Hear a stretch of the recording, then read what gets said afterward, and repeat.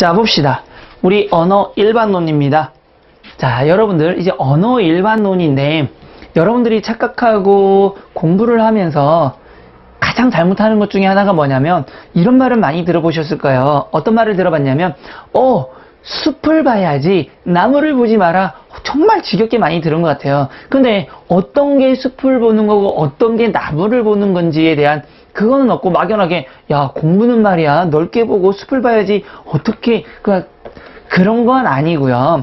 쉽게 말하면 여러분들이 숲이라는 건 목차입니다. 전체에서 어떤 단원이 들어갈 때 전체 단원의 내용을 보면 이게 무엇에 대해서 말하고 있는가를 아셔야 돼요. 그게 시험 문제란 얘기예요. 그리고 그것과 관련해서 세부적으로 쪼잔하게 이제부터 책은 계속 설명을 하는 겁니다. 그렇다 보니까 그건 하나하나의 나무가 되는 거거든요. 근데 여러분들은 목차를 보는 게 아니라 들어가자마자 한글을 읽으면서 하나를 보니까 연결이 안 되는 거예요. 이해되셨나요? 그래서 언어 일반론이라고 했을 때 자, 한번 볼까요?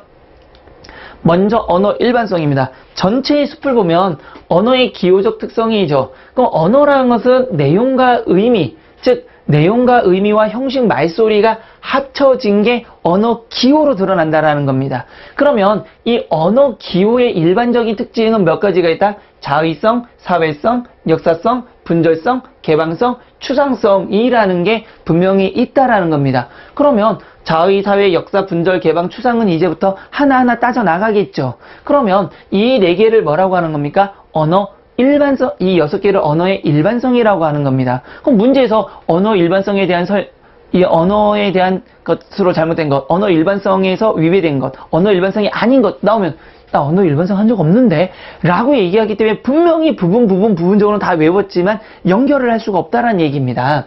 이해되셨나요? 그럼 다시 봅시다. 언어의 기호적 특성은 내용과 의미예요. 그럼 보세요. 여러분 이걸 뭐라 그럽니까? 분필이죠. 그럼 우리는 소리를 뭐라고 하는 거죠? 형식적으로는 분필이라고 얘기를 하는 겁니다. 분명히.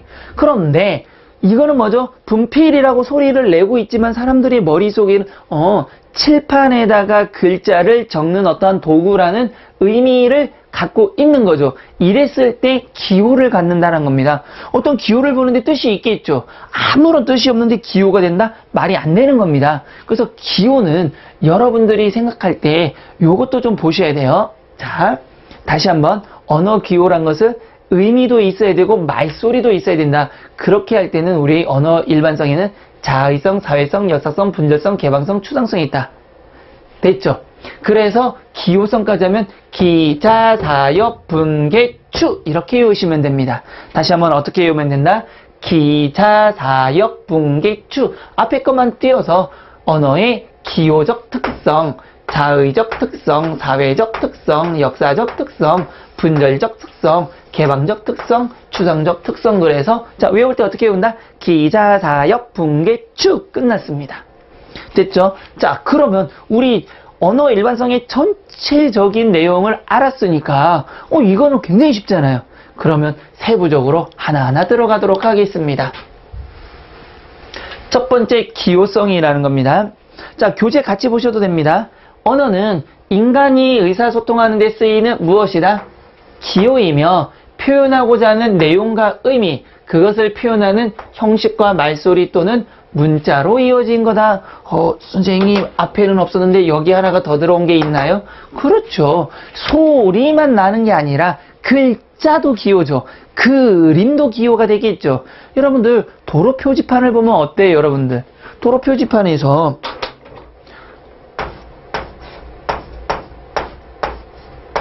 이렇게 돼 있다 하면 이건 뭐가 되는 거죠? 우회전하라는 뜻이 되겠죠. 소리는 없지만 문자 또는 그림 이걸 통해서 의미를 담고 있는 거죠. 어떻게? 오른쪽으로 가시오. 이런 식으로.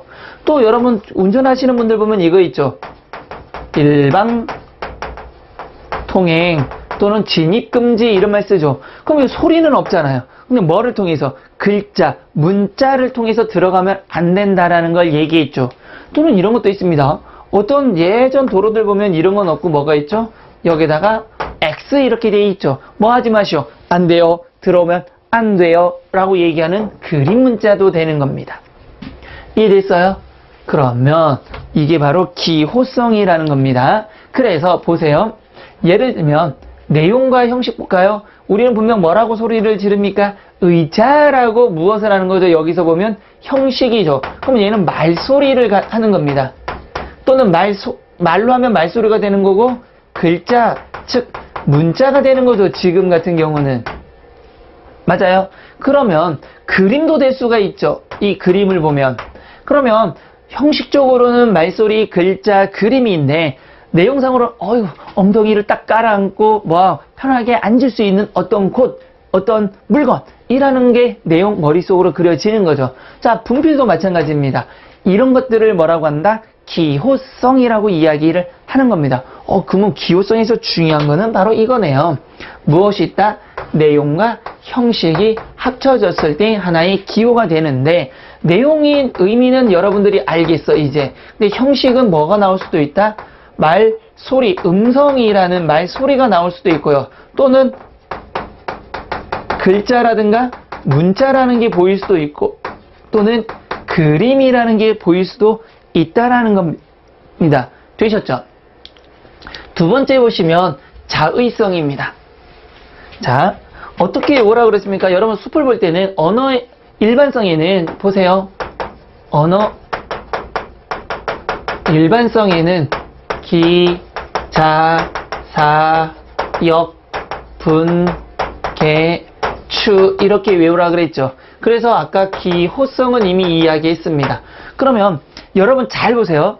내가 미리 얘기하지만 여러분들이 정말 한 번은 듣고 이것을 내가 내 것으로 만들고 싶다 했을 때는 듣고 맞아, 그래 하고 넘어가는 건 내 것이 될 수가 없어요. 만약에 내가 수업이 다 끝나고 한 5분, 10분, 길게는 20분을 투자해서 오늘 배운 내용을 딱 정리한다라면 지금 배운 기자, 사역, 분기추 쓰시고요. 기호성에는 크게 두 가지가 있다. 무엇과 무엇이 있다? 형식, 의미와 무엇이 있다? 형식이 있다. 그 의미는 뭐가 되는 거죠? 뜻을 전달해 주는 거고요. 내용이고요. 형식은 뭐가 있나요? 말이라는 형식이 있을 수도 있고, 글이라는 형식이 있을 수도 있고, 그림이라는 형식으로 줄 수도 있다. 라는 걸 이렇게 핵심적인 것을 요약할 수 있으면 돼요. 그리고 두 번째 자의성입니다. 자, 자의성은 사실은 여러분 보세요. 이거를 우리나라에서는 뭐라고 하죠? 분명히 분필이라고 발음하죠. 근데 영어에서는 이걸 뭐라고 발음합니까? 초크라고 발음하는 거죠. 그러면 우리나라에서는 이게 공장에서 나올 때 분필에서 나오고, 미국에서는 이게 초크 이렇게 공장에서 나오기 때문에 이 글자가 하는 게 아니죠. 분명히 의미는 미국이나 우리나라나 칠판에다가 뭐를 쓴다는 건 알지만 어때요? 자기 나라에 따라서 필요에 따라서 뭐라는 겁니까? 음성을, 말을, 글자를 갖다 붙이는 거죠. 그래서 나라마다 다 다른 형식을 갖게 되는 겁니다. 그래서 자의성은 언어 형식인 음성과 내용인 의미 사이에 바로 이거죠. 무엇이 없다? 필연적이지 않고 자의적, 임의적이다. 그래서 자의성이라는 겁니다. 그래서 영어에서는 초크, 우리나라에서는 뭐라고 하는 겁니까? 분필.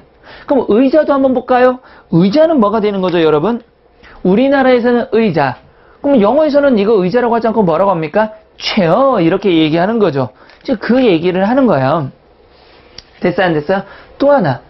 자, 동일한 내용에 대해서 각 언어마다 음성 형식이 다르다. 자, 여기 나온 얘는 우리나라는 누군가 막 가슴 벌렁벌렁 하면서 좋아하면 사랑해 이렇게 얘기하죠. 근데 영어 코가 이만한 사람이 와서 사랑해 이렇게 얘기 안 하죠. 서로 상대기 I love you 이러죠. 그러니까 영어에서는 love, 독일어에서는요 liebe 이렇게 얘기한단 말이에요. 분명 뜻은 난 너 좋아해라는 뜻을 갖고 있는 거를 우리는 사랑, 영어는 love, 독일어는 liebe 이렇게 발음을 한다라는 겁니다. 그래서 무엇과 무엇, 음성과 의미 사이에는 필연적이지 않고 임의적이면서 자의적이다라는 것 체크해 두시면 되고요. 그런데 여기 보시면 동음이어와 유의어도 뭐가 되는 겁니까? 자의성이라는 겁니다. 이게 무슨 소리죠? 분명히 이런 것들을 그냥 넘어가는 경우들이 있어요, 여러분들. 근데 이게 시험에 나오면 어떡할 거냐 이거예요. 잘 보세요. 동음이어와 유의어도 보세요. 말, 책방 이런 것들이죠. 분명히 뭐가 되는 겁니까? 비슷한 의미를 갖는 거죠, 분명히. 그렇지만 음성이 다른데 의미가 다르거나 또는 소리가 다른데 의미가 유사하다는 점을 봐서는 반드시 무엇인가가 필연적으로 딱딱 맞아떨어지지 않는다라고 보는 겁니다. 그런 점에서 동음이어와 유의어도 뭐가 된다? 자의성을 갖고 있다라는 겁니다. 분명히 설명을 했습니다, 여러분. 나중에 이거 난 들은 적 없어요. 이런 식으로 얘기하면 안 돼요, 여러분. 세 번째, 의성어나 의태어입니다. 이것도 자의성을 갖고 있습니다. 그런데 자의성이 가장 약하게 반영이 된다라는 거죠. 이 말은 뭐냐면요.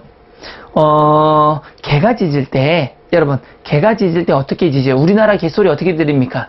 분명히 제가 이렇게 얘기하면 100명 중에 99명은 멍멍 이렇게 얘기할 거예요. 근데 미국 개는요, 벅벅 이렇게 짖습니다. 근데 우리나라 개도 살찐 개들 보면 어떻게 해요? 벅벅 이렇게 해야죠. 그럼 분명히 소리가 다르게 들린다고 인식했지만 가만히 들어보면 우리나라 개도 락 이렇게 하고 미국 개도 락 이러죠.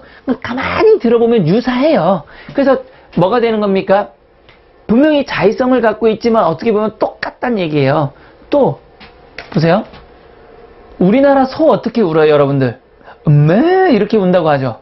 음메. 미국 소는요, 무 이렇게 운다 그럽니다. 잘 보세요. 근데 우리나라 소한테 가가지고 너 울어봐 이러죠. 그럼 소가 어떻게 울까요?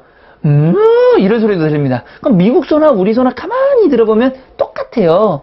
또 하나, 고양이 있죠. 우리나라 고양이 어떻게 울어요? 야옹 한다 그러죠. 근데 어디서 배웠는지 모르지만 우리 개는 멍멍, 소는 음메, 고양이는 야옹 그러죠.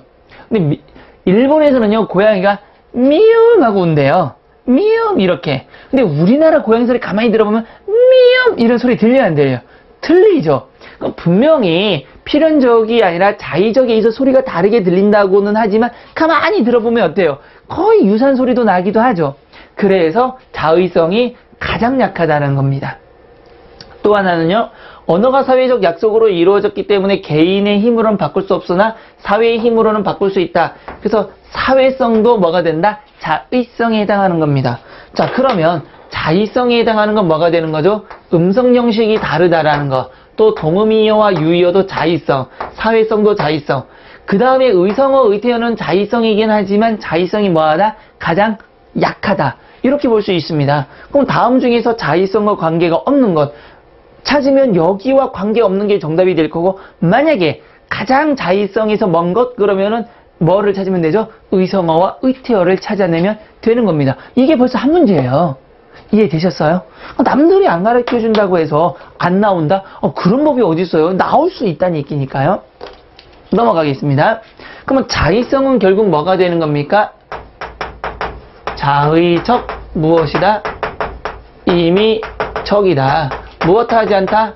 이 말은 필연적이지 않다라는 얘기죠. 그래서 자의성에는 무엇이 있다? 동음이어와 유의어가 있고, 그 다음에 음성상징어, 의성어, 의태어를 음성상징어라고 하는 겁니다. 근데 이거는 가장 약한 거고, 마지막으로는 뭐 또 있다? 역사성이라는 것도 자의성을 갖는다. 됐죠?